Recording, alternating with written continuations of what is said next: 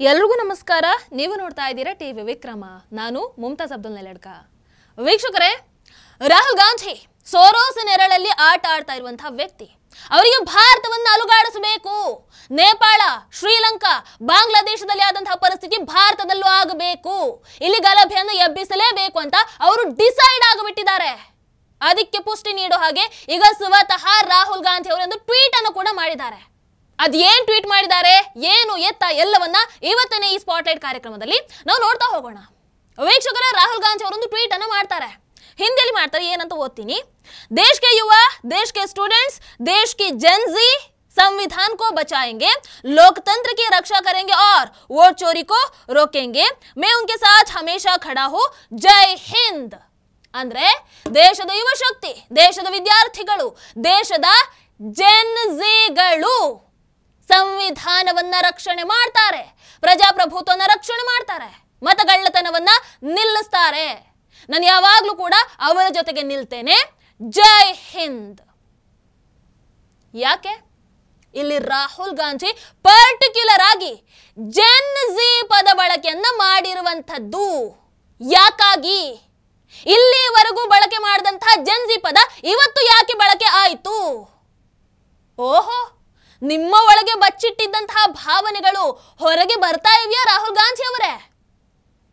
ಈ ದೇಶದ ನೈಜ ಯುವಕರು, ಈ ದೇಶದ ನೈಜ ವಿದ್ಯಾರ್ಥಿಗಳು, ಈ ದೇಶದ ನೈಜ ಜೆನ್ಜಿಗಳು ಖಂಡಿತವಾಗ್ಲೂ ಸಂವಿಧಾನದ ರಕ್ಷಣೆಗೆ ನಿಲ್ತಾರೆ, ಪ್ರಜಾಪ್ರಭುತ್ವದ ರಕ್ಷಣೆಗೆ ನಿಲ್ತಾರೆ. ಯಾಕಂದ್ರೆ ಅವೆರಡನ್ನ ಕೂಡ ತಾವುಗಳ ರಕ್ಷಣೆ ಮಾಡಲಿಲ್ಲ. ಮೊನ್ನೆ ನೀವೇ ಅಲ್ವಾ ಬಾಯಿ ಬಿಟ್ಟು ಹೇಳಿದ್ದು ಪ್ರಜಾಪ್ರಭುತ್ವ ರಕ್ಷಣೆ ನನ್ನ ಕೆಲಸ ಅಲ್ಲ ಅಂತ. नॉर्मल सिचुएशन में मेरा काम ऑपोजिशन का रोल है, सरकार पे प्रेशर डालने का रोल है. मेरा काम हिंदुस्तान के लोकतंत्र को बचाने का नहीं है. मेरा काम हिंदुस्तान के लोकतंत्र को बचाने का नहीं है. ಹೀಗಿರುವಾಗ ನೀವೇನು ರಕ್ಷಣೆ ಮಾಡೋಕೆ ಹೇಳೋದು?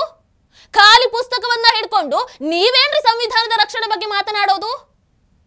ದೇಶದ ಯುವ ಶಕ್ತಿ, ಜೆನ್ಜಿಗಳು ಇವೆಲ್ಲದರ ರಕ್ಷಣೆಯನ್ನ ಮಾಡೇ ಮಾಡ್ತಾರೆ.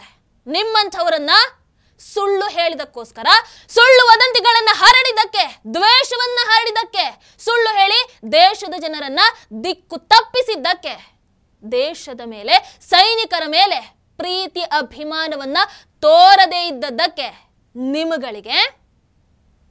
ನಿಮಗಳಿಗೆ ಜವಾಬ್ದಾರಿಯುತವಾಗಿ ಹೇಗೆ ಬುದ್ಧಿ ಕಲಿಸಬೇಕನ್ನುವಂಥದ್ದು ಈ ದೇಶದ ಜೆನ್ಜಿಗಳಿಗೆ ಬಹಳ ಚೆನ್ನಾಗಿ ಗೊತ್ತು. ಹಾಗಾಗಿ ನೀವು ಈ ರೀತಿಯ ಪಾಠವನ್ನು ಹೇಳಿಕೊಡ್ಬೇಕಾದಂಥ ಅವಶ್ಯಕತೆ ಖಂಡಿತವಾಗಲೂ ಇಲ್ಲ. ರಾಹುಲ್ ಗಾಂಧಿ ಅವರೇ, ಆರಂಭದಿಂದಲೂ ಕೂಡ ನಿಮ್ಮ ಉದ್ದೇಶ ಈ ದೇಶವನ್ನ ರಕ್ತದಲ್ಲಿ ಮುಳುಗಿಸೋದನ್ನುವಂಥದ್ದು ನಮಗೆ ಬಹಳ ಚೆನ್ನಾಗಿ ಗೊತ್ತು. ಅದು ರೈತ ಪ್ರತಿಭಟನೆ ಆಗಿರ್ಲಿ, ಕೆಂಪು ಕೋಟೆಗೆ ಮುತ್ತಿಗೆ ಹಾಕೋದಾಗಿರ್ಲಿ, ಸಿಎಎ ಹೋರಾಟ ಆಗಿರ್ಲಿ, ಸಂವಿಧಾನ ಉಳಿಸಿ ಯಾತ್ರೆ ಆಗಿರ್ಲಿ, ಈಗ ಮತಗಳ್ಳತನದ ಹೊಸ ತಂತ್ರನೇ ಆಗಿರ್ಲಿ, ನಿಮ್ಮ ಏಕೈಕ ಉದ್ದೇಶ ಮೋದಿಜಿ ವಿರುದ್ಧ ಸಾರ್ವಜನಿಕರನ್ನ ಎತ್ತಿ ಕಟ್ಟೋದು. ನೀವೇ ಹೇಳಿದಂತಹ ಈ ದೇಶದ ಯುವ ಶಕ್ತಿಗೆ, ಈ ದೇಶದ ವಿದ್ಯಾರ್ಥಿಗಳಿಗೆ, ಈ ದೇಶದ ಜೆನ್ಜಿಗಳಿಗೆ ಸಂವಿಧಾನವನ್ನ ಹೇಗೆ ರಕ್ಷಣೆ ಮಾಡಬೇಕು, ಪ್ರಜಾಪ್ರಭುತ್ವವನ್ನ ಹೇಗೆ ಬಲಪಡಿಸಬೇಕು, ಮತಗಳ್ಳತನವನ್ನ ಹೇಗೆ ತಡಿಬೇಕು, ಮತಗಳ್ಳತನದ ನಾಟಕ ಆಡೋರಿಗೆ ಯಾವ ರೀತಿ ಬುದ್ಧಿಯನ್ನು ಕಲಿಸಬೇಕು, ಇವೆಲ್ಲವೂ ಕೂಡ ಬಹಳ ಚೆನ್ನಾಗಿ ಗೊತ್ತು ರಾಹುಲ್ ಗಾಂಧಿ ಅವರೇ. ಆದ್ರೆ ನಮ್ಮ ಪ್ರಶ್ನೆ, ರಾಹುಲ್ ಗಾಂಧಿ ಅವರು ಯಾಕೆ ಪದೇ ಪದೇ ಈ ದೇಶದ ಯುವ ಶಕ್ತಿಯನ್ನ ಬೀದಿಗೆ ಇಳಿಸೋ ಬಗ್ಗೆ ಮಾತನಾಡ್ತಾರೆ? ಆ ಅರ್ಥದಲ್ಲೇ ಯಾಕೆ ಅವರ ನಡೆ ನುಡಿಗಳು ಇವೆ? ಒಂದು, ಎರಡನೇದಾಗಿ ದೇಶದ ಜನರನ್ನ ಕೆರಳಿಸೋದೇ ರಾಹುಲ್ ಗಾಂಧಿ ಅವರ ಉದ್ದೇಶನಾ? ಅದಕ್ಕಾಗಿ ಈ ಎಲ್ಲ ಪ್ರಯತ್ನಗಳು ನಡೀತಾ ಇವೆಯಾ? ನೇಪಾಳದಲ್ಲಿ ಜೆನ್ಜಿಗಳ ಆ ಚಳವಳಿಯ ಸಮಯದಲ್ಲಿ ಅಥವಾ ಅವರ ತಾಳ್ಮೆಯ ಕಟ್ಟೆ ಒಡೆದಾಗ ಸಂಭವಿಸಿದಂತಹ ಆ ಪರಿಸ್ಥಿತಿ ಭಾರತದಲ್ಲೂ ಉದ್ಭವಿಸಬೇಕನ್ನುವಂಥದ್ದು ನಿಮ್ಮ ಗುರಿಯ? ನಾಲ್ಕನೇದು, ಭಾರತದಲ್ಲಿ ಯಾವಾಗಲೂ ಶಾಂತಿಯುತವಾಗಿ ಒಂದು ಸಿಸ್ಟಮ್ಯಾಟಿಕ್ ವೇಯಲ್ಲಿ ಅಧಿಕಾರ ವರ್ಗಾವಣೆ ಆಗುವಂಥದ್ದು, ಹೌದಾ? ಆದ್ರೆ ರಾಹುಲ್ ಗಾಂಧಿ ಅವರಿಗೆ ಈ ಸಂಪ್ರದಾಯ ಇಷ್ಟ ಇಲ್ಲ. ಅದನ್ನ ಮುರಿಯೋದಕ್ಕೆ ಹೊರಟು ನಿಂತಿದ್ದಾರಾ? ಯಾಕಂದ್ರೆ ಅವರು ವಿಫಲ ಆಗಿದ್ದಾರೆ ಅದಕ್ಕೆ. ಐದನೇದು, ಪ್ರಜಾಪ್ರಭುತ್ವ ಉಳಿಸುವಂತಹ ಆಸೆನಾ ನಿಮಗೆ, ಅಥವಾ ಪ್ರಜಾಪ್ರಭುತ್ವ ಉಳಿಸುವಂತಹ ಆ ನಾಟಕವನ್ನಾಡಿಕೊಂಡು ಅರಾಜಕತೆಯ ಆಸೆನಾ ನಿಮಗೆ? ಸಂವಿಧಾನದ ರಕ್ಷಣೆನಾ ನಿಮ್ಮದು, ಅಥವಾ ಯುವಕರನ್ನ ನಿಮ್ಮ ಸ್ವಾರ್ಥ ಸಾಧನೆಗೆ ಒಂದು ಸಾಧನವಾಗಿ ಬಳಸಿಕೊಂಡು ಅಧಿಕಾರದಲ್ಲಿ ಕೂರುವಂತಹ ಗುರಿನಾ? ತಿಳಿಸ್ತೀರಾ ರಾಹುಲ್ ಗಾಂಧಿ ಅವರೇ? ವೀಕ್ಷಕರಲ್ಲಿ ಏನಾಗಿದೆ ಗೊತ್ತಾ, ಕಾಂಗ್ರೆಸ್ ಈಗ ಬಹಳ ವರ್ಷಗಳಿಂದ ಮೋದಿಜಿ ಬಂದ ಮೇಲೆ ಕಂಟಿನ್ಯೂಸ್ ಆಗಿ ವಿರೋಧ ಪಕ್ಷದಲ್ಲೇ ಕೂತ್ಕೊಂಡು ಬಿಟ್ಟಿದೆ. ಸೊ ಈ 11 ವರ್ಷಗಳಲ್ಲಿ ಒಬ್ಬ ಯುವಕ ಏನಾಗ್ಬಿಟ್ಟಿದ್ದಾರೆ, ವೃದ್ಧನಾಗಿ ಬೆಳೆದು ಬಿಟ್ಟಿದ್ದಾರೆ. ಆದ್ರೂ ಇನ್ನೂ ಆ ವ್ಯಕ್ತಿಯನ್ನ ಲಾಂಚ್ ಮಾಡೋದಕ್ಕೆ ಆಗಲಿಲ್ಲ. ಆ ವ್ಯಕ್ತಿಯ ನಾಯಕತ್ವದಲ್ಲಿ ಒಂದೇ ಒಂದು ಚುನಾವಣೆಯಲ್ಲಿ ನೆಟ್ಟಗೆ ಮರ್ಯಾದೆಗೆ ಗೆಲ್ಲೋದಕ್ಕೆ ಆಗಲಿಲ್ಲ. ಆ ವ್ಯಕ್ತಿಯ ನಾಯಕತ್ವದಲ್ಲಿ ಒಂದು ಕಡೆ ಗೆದ್ರು ಯಾವುದೇ ರಾಜ್ಯದಲ್ಲಾದ್ರೂ ನೆಮ್ಮದಿಯಾಗಿ ಸರ್ಕಾರವನ್ನ ಮುನ್ನಡೆಸೋದಕ್ಕೆ ಆಗ್ತಾ ಇಲ್ಲ. Best example Karnataka. ಇಷ್ಟೆಲ್ಲ ವೈಫಲ್ಯ ಇದ್ದ ಮೇಲೂ ನೇರವಾಗಿ ಆ ವ್ಯಕ್ತಿ ಇಲ್ಲ, ನಾನು ಪ್ರಧಾನಿ ಕುರ್ಚಿಯಲ್ಲಿ ಕೂರಲೇಬೇಕು ಅಂತ ಡಿಸೈಡ್ ಮಾಡಿದ್ದಾಗಿದೆ, ಅವರ ತಾಯಿ ಡಿಸೈಡ್ ಮಾಡಿದ್ದಾಗಿದೆ. ಆದ್ರೆ ಅದು ಹೇಗೆ ಸಾಧ್ಯ? ಏನ್ ಮಾಡೋದಕ್ಕೆ? ಬಹಳ ಸರಳ ವಿಧಾನ. ದೇಶದ ಜನರನ್ನ ಪ್ರಚೋದಿಸೋದು, ದೇಶದಲ್ಲಿ ಗಲಭೆಯನ್ನ ಎಬ್ಬಿಸೋದು, ಒಟ್ನಲ್ಲಿ ತನ್ನ ಸ್ವಾರ್ಥ ಸಾಧನೆ ಆಗಬೇಕು ಇಲ್ಲಿ ಅವರಿಗೆ, ಅಷ್ಟೇ. ಆದ್ರೂ ರಾಹುಲ್ ಗಾಂಧಿ ಅವರೇ, ಅದು ಏನು 2 ತಲೆ ನಾಗರ ಹಾವಿನಾಗ ಆಡ್ತೀರಾ ಅಂತ ನಿಮ್ಮ ಟುಸ್ಬಾಂಬ್ ವೋಟ್ ಚೋರಿ ಪ್ರೆಸ್ ಕಾನ್ಫರೆನ್ಸ್ ಅಲ್ಲಿ ಬೆಳಗ್ಗೆ ನೋಡಿದ್ರೆ ಪ್ರಜಾಪ್ರಭುತ್ವ ಕಾಪಾಡೋದು ನನ್ನ ಕರ್ತವ್ಯನೇ ಅಲ್ಲ, ಅದು ನನ್ನ ಕೆಲಸನೇ ಅಲ್ಲ ಅಂತ ಹೇಳ್ತೀರಾ. ಆಮೇಲೆ ಎಲ್ಲ ಮುಗಿಸ್ಕೊಂಡು ರಾತ್ರಿ ಕೂತ್ಕೊಂಡು ದೇಶದ ಯುವಶಕ್ತಿ, ದೇಶದ ಜನ್ಸಿಗಳು ಪ್ರಜಾಪ್ರಭುತ್ವ ರಕ್ಷಣೆಯನ್ನ ಮಾಡಬೇಕು, ದೇಶದ ಸಂವಿಧಾನವನ್ನ ರಕ್ಷಣೆ ಮಾಡಬೇಕು, ನಾನು ನಿಮ್ಮ ಜೊತೆ ನಿಲ್ತೀನಿ ಅಂತ ಹೇಳ್ತೀರಾ. ಏನಿದು ರಾಹುಲ್ ಗಾಂಧಿ ಅವರೇ? ಧ್ರುವರಾತಿ ಅವರೇ, ನಿಮಗೆ ನಾನು ಇನ್ನೇನೆ ಹೇಳಿಲ್ವಾ, ನಮ್ಮ PR ಟೀಮ್ ಬಹಳ ಸ್ಟ್ರಾಂಗ್ ಇದೆ, ನಿಮ್ಗಳದೇ ಭಾರಿ ವೀಕ್ ಇದೆ, ನಿಮಿಷಕ್ಕೊಂದು ರೀತಿ ಆಡ್ತವೆ, ಒಂಚೂರು ನೋಡ್ಕೊಳ್ಳಿ ಅಲ್ಲ. ಆಮೇಲೆ ಈ ದೇಶದ ಯುವ ಶಕ್ತಿ, ನಾನು ಯಾಕೆ ಇದನ್ನು ಪದೇ ಪದೇ ಬಳಸ್ತಾ ಇದ್ದೀನಿ ಅಂತ ಹೇಳಿದ್ರೆ ರಾಹುಲ್ ಗಾಂಧಿ ಅವರ ಉದ್ದೇಶ ಅದೇ ಆಗಿತ್ತಲ್ವಾ, ಅದಕ್ಕೆ ಹೇಳ್ತಾ ಇದ್ದೀನಿ. ಈ ದೇಶದ ಯುವ ಶಕ್ತಿ, ಈ ದೇಶದ ವಿದ್ಯಾರ್ಥಿಗಳು, ಈ ದೇಶದ ಜನ್ಸಿಗಳು ನಿಮ್ಮ ಹಾಗಲ್ಲ ರಾಹುಲ್ ಗಾಂಧಿ ಅವರೇ. ನೀವು ಪಪ್ಪು ಅಂತ ನಾವ್ ಯಾಕ್ರಿ ಪಪ್ಪು ಆಗಬೇಕು? ಈ ದೇಶದ ಜನ್ಸಿಗಳಿಗೆ ಗೊತ್ತು ವೋಟ್ ಚೋರಿ ಯಾರು ಮಾಡಿರೋದು, ಆಳಂದದಲ್ಲಿ ಕಾಂಗ್ರೆಸ್ ಹೇಗೆ ಗೆಲ್ತು. ವೋಟ್ ಚೋರಿ ನಿಜವಾಗ್ಲೂ ಆಗಿದ್ರೆ ಕರ್ನಾಟಕದಲ್ಲಿ, ಹಿಮಾಚಲ ಪ್ರದೇಶದಲ್ಲಿ, ತೆಲಂಗಾಣದಲ್ಲಿ ಕಾಂಗ್ರೆಸ್ ಹೆಂಗೆ ಗೆಲ್ತು, ಅಲ್ಲಿ ಹೆಂಗೆ ಸರ್ಕಾರ ರಚನೆ ಆಯ್ತು, ಸರ್ಕಾರ ರಚನೆ ಆದ್ಮೇಲೆ ಅಲ್ಲಿನ ಜನರ ಪರಿಸ್ಥಿತಿ ಏನಾಯ್ತು ಗೊತ್ತಲ್ವಾ? ಇವೆಲ್ಲವನ್ನ ಈ ದೇಶದ ಜನ್ಸಿಗಳು ಪ್ರಶ್ನೆ ಮಾಡಬೇಕಲ್ವಾ? ವೀಕ್ಷಕರ, ರಾಹುಲ್ ಗಾಂಧಿ ಭಾರತದ ಜನ್ಸಿಗಳಿಗೆ ಪ್ರಜಾಪ್ರಭುತ್ವವನ್ನ ರಕ್ಷಣೆ ಮಾಡಿ, ಸಂವಿಧಾನವನ್ನ ರಕ್ಷಣೆ ಮಾಡಿ ಅಂತ ಹೇಳಿ ಪಾಪ ಒಂದು ದಿನಾನೂ ಆಗಿರಲಿಲ್ಲ.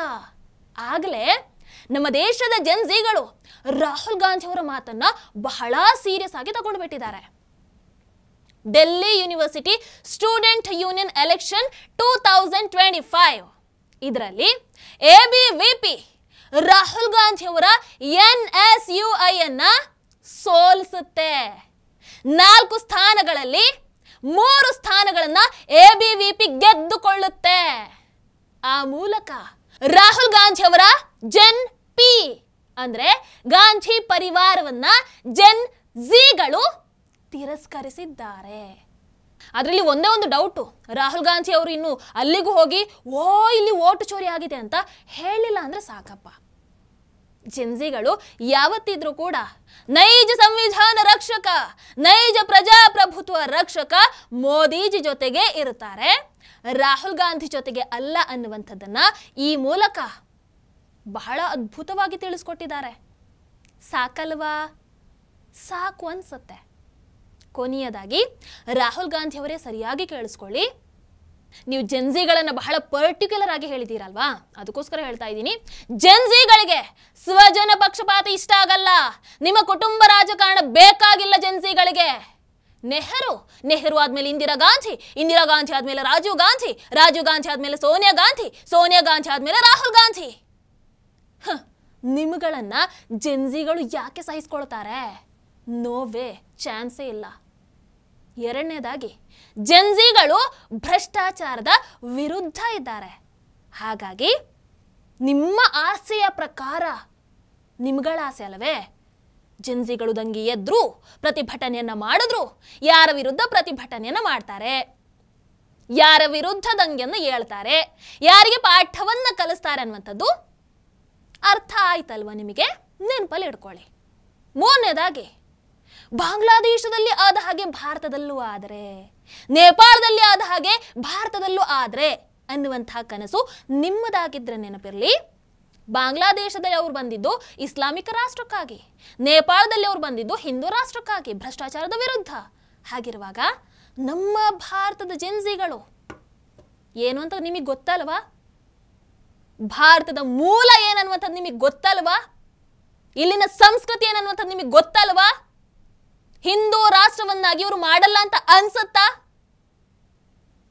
ಹಾಗಾಗಿ ನಾವುಗಳು, ಈ ದೇಶದ ಜೆನ್ಜಿಗಳು ಹೇಳ್ತಾ ಇದ್ದೀವಿ, ನಾವು ಬೀದಿಗೆ ಬರಲ್ಲ, ನಿಮ್ಮ ಉದ್ದೇಶಕ್ಕಾಗಿ ಬರಲ್ಲ.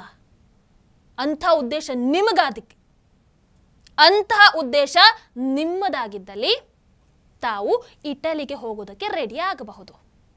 ಪ್ರಜಾಪ್ರಭುತ್ವನ ಉಳಿಸ್ಕೊಳ್ಳೋದು ಹೇಗೆ, ಸಂವಿಧಾನವನ್ನು ಉಳಿಸ್ಕೊಳ್ಳೋದು ಹೇಗೆ ಅನ್ನುವಂಥದ್ದು ನಮಗೆ ಬಹಳ ಚೆನ್ನಾಗಿ ಗೊತ್ತು. ಅದರಲ್ಲೂ ನಮಗಳಿಗೆ, ನೀವು ಹೇಳಿದಂತಹ ಜೆನ್ಜಿಗಳಿಗೆ ಬಹಳ ಚೆನ್ನಾಗಿ ಗೊತ್ತು. ಕಾಂಗ್ರೆಸ್ ಇವತ್ತೋ ನಾಳೆನೋ ಪೂರ್ತಿ ಬಿದ್ದು ಹೋಗೋ ಹಾಗೆ ಇದೆ. ಅದನ್ನ ಉಳಿಸ್ಕೊಳ್ಳೋದು ನೋಡಿ. ಪ್ರಜಾಪ್ರಭುತ್ವದ ಪಾಠವನ್ನ ನಮಗೆ ಹೇಳ್ಕೊಡೋದಕ್ಕೆ ಬರಬೇಡಿ. ನೇಪಾಳದಲ್ಲಿ ಆದ ಹಾಗೆ, ನೇಪಾಳದ ಆ ಪರಿಸ್ಥಿತಿ, ನೇಪಾಳದಲ್ಲಿ ಜೆನ್ಜಿಗಳು ದಂಗೆ ಎದ್ದ ಹಾಗೆ ಈಗ ಯುವ ಶಕ್ತಿ ಅಥವಾ ಈ ದೇಶದ ಜೆನ್ಜಿಗಳು ದಂಗೆ ಏಳಬೇಕು ಅನ್ನೋದು ನಿಮ್ಮ ಏಕೈಕ ಉದ್ದೇಶ ಆಗಿದ್ರೆ ಒಂದಂತೂ ನೆನಪಲ್ಲಿರಲಿ ರಾಹುಲ್ ಗಾಂಧಿ ಅವರೇ, ಇದು ಭಾರತ. ಯಾವ್ದು ಹೇಳಿ? ಇದು ನಮ್ಮ ಹೆಮ್ಮೆಯ ಭಾರತ. ಇಲ್ಲಿ ಇರೋದು ಮೋದಿಜಿ. ಹಾಗಾಗಿ ನಾವ್ಯಾರು ಕೂಡ ನಿಮ್ಮ ಕನಸನ್ನ ನನಸಾಗೋದಕ್ಕೆ ಬಿಡಲ್ಲ, ಯಾವತ್ತೂ ಬಿಡಲ್ಲ.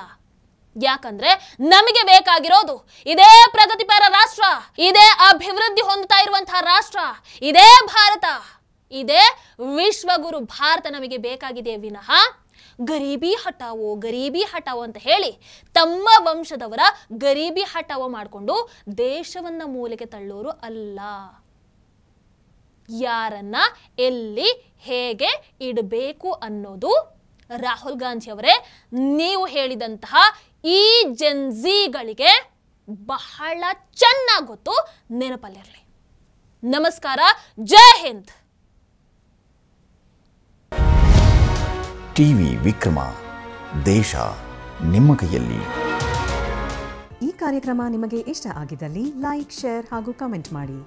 ಟಿವಿ ವಿಕ್ರಮದ ಕಾರ್ಯಕ್ರಮಗಳನ್ನು ನಿರಂತರವಾಗಿ ವೀಕ್ಷಿಸಲು ಸಬ್ಸ್ಕ್ರೈಬ್ ಮಾಡಿ, ಬೆಲ್ ಐಕನ್ ಒತ್ತಿ.